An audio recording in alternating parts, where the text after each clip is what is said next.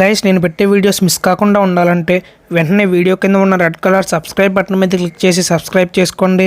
అలాగే పక్కన ఉన్న గంట సింబల్ని యాక్టివేట్ చేసుకోండి. హాయ్ ఫ్రెండ్స్, నా పేరు ప్రసాద్. మీరు చూస్తున్నారు Telugu texture YouTube channel and welcome to our channel.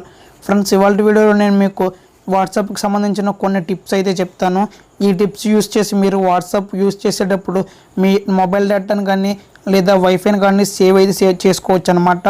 వీడియోని ఎండ్ వరకు చూడండి, మీకు దీని మీద కొంచెం క్లారిటీ అయితే వస్తుంది.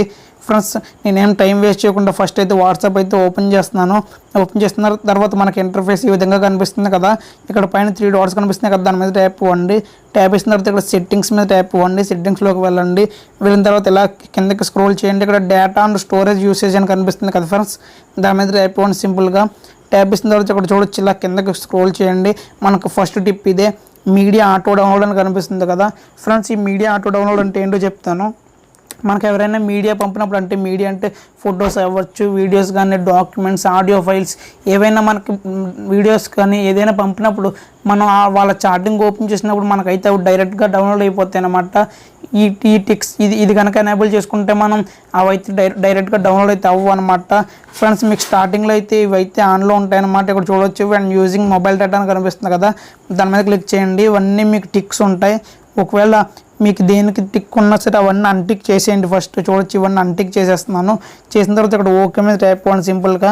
ఇలా చేయడం వల్ల ఏంటంటే మీరు మొబైల్ డేటా వాడుతున్నప్పుడు మీకు ఎవరైనా మెసేజ్ పెట్టినా, అంటే మెసేజ్ అంటే వీడియో మెసేజ్ కానీ లేదంటే ఆడియో ఫైల్స్ కానీ అటువంటి ఏమైనా పెడితే మాత్రం మీరు వాళ్ళ చాటింగ్ ఓపెన్ చేసిన వెంటనే అవైతే ఆటోగా అయితే డౌన్లోడ్ అయితే అవ్వవు.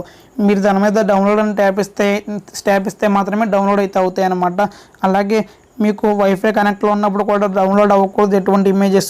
నేను క్లిక్ చేయకుండా అనిపిస్తే ఇక్కడ వెన్ కనెక్టెడ్ ఆన్ వైఫై అని కనిపిస్తుంది కదా, దీని మీద టైప్ ఇచ్చి ఇవన్నీ అన్టిక్లో ఉంచండి. నార్మల్గా ఇలా టిక్స్ ఉంటాయి వైఫైకి సంబంధించి, ఇవైతే అన్టిక్ చేసేయండి. వైఫైకి ఉన్నా సరే మనకేం ఆటో డౌన్లోడ్ అవ్వకూడదు అనుకుంటే ఇవైతే అన్టిక్ చేసేయండి. అలా చేయడం ద్వారా మీరు కొంచెం వేస్ట్ డేటా అంతా మీరైతే సేవ్ చేసుకునే అవసరం లేదనమాట. వేస్ట్ ఇమేజ్ కానీ, వీడియోస్ కానీ, అలాగే వాట్సాప్లో వస్తుంటాయి కదా, అవన్నీ డౌన్లోడ్ చేసుకునే అవసరం లేదు. దీన్ని మీకు శాంపుల్గా కూడా చూపిస్తాను చూడండి. చాటింగ్ అయితే ఓపెన్ చేశాను ఫ్రెండ్స్. ఫస్ట్ ఇమేజ్ అయితే మనకు వచ్చేసి ఆటో డౌన్లోడ్ అయిన ఇమేజ్ అనమాట. మనం వాట్సాప్ ఓపెన్ చేసిన వెంటనే ఆటో డౌన్లోడ్ అంటే మనం అడగకుండా దానికైతే డౌన్లోడ్ అయితే అయిపోతుంది అనమాట. అది మనకి టిక్స్ ఉన్నాయి కదా ఫ్రెండ్స్, టిక్స్ చెప్పాను కదా, టిక్స్ ఉన్నాయి.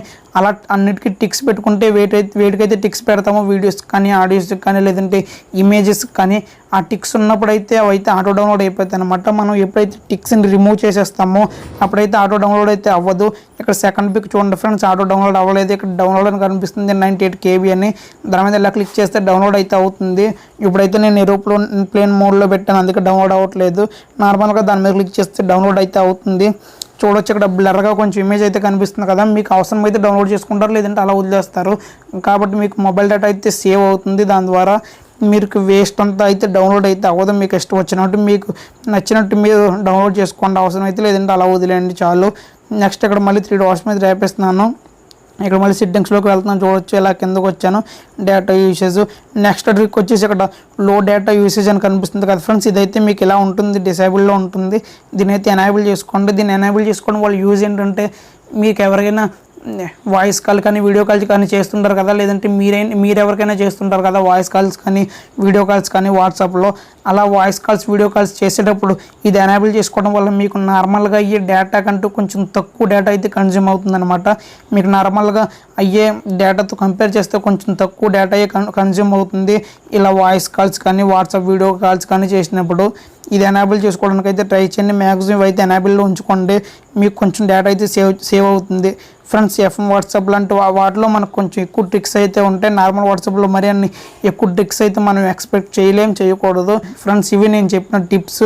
ఈ టిప్స్ యూస్ చేసి అయితే మీరు మీ మొబైల్లో వాట్సాప్ యూస్ చేసేటప్పుడు డేటాని అయితే సేవ్ చేసుకోవచ్చు అనమాట. నేను చాలా ట్రై చేశాను, కానీ ఇందులో ఈ 2 ఉన్నాయి. ఇంతకు మించి మనకు డేటా యూసేజ్కి సంబంధించిన టిప్స్ ఏమి లేవు ఫ్రెండ్స్. ఇది ఇవాళ వీడియో. ఈ వీడియో మీకు నచ్చింది అనుకుంటున్నాను. నచ్చితే లైక్ చేయండి, షేర్ చేయండి. అలాగే వీడియో కింద ఉన్న రెడ్ కలర్ సబ్స్క్రైబ్ బటన్ మీద క్లిక్ చేసి మన ఛానల్కి సబ్స్క్రైబ్ చేసుకోండి.